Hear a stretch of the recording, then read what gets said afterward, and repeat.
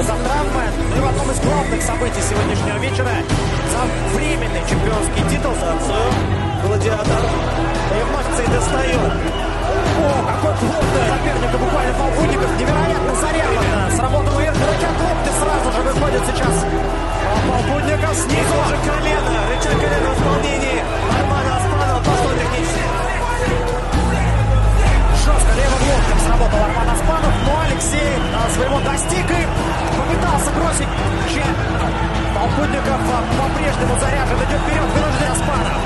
Работает вторым номером, и тейкдаун навстречу есть. Тают секунды, и благодаря контролю попытка болевого сейчас выкручивается.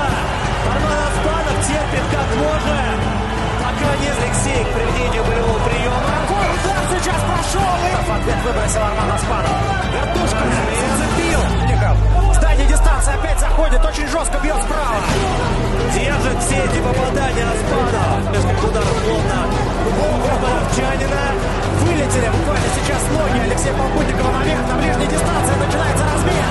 Идет вперед Оспанов. Точнее, Бросается, добивает. будет душить еще один рукавой удар. Размен очередной.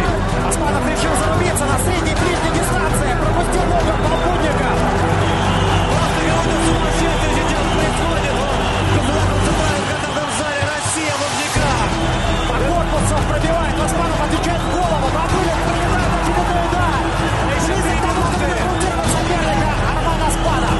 Еще одна серия ударов. Полпутников пока что стоит. Попадает удары. Сбрасывает Оспанов. Полпутников пытается ответить, но его шатает. Брэдис!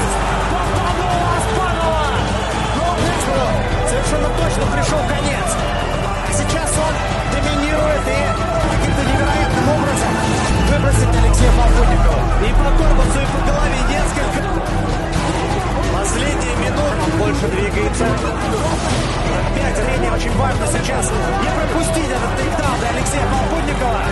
Желание поднять соперников и дать поработать за этой супер атакующей борьбой. Остается за бойцом по прозвищу Сумка.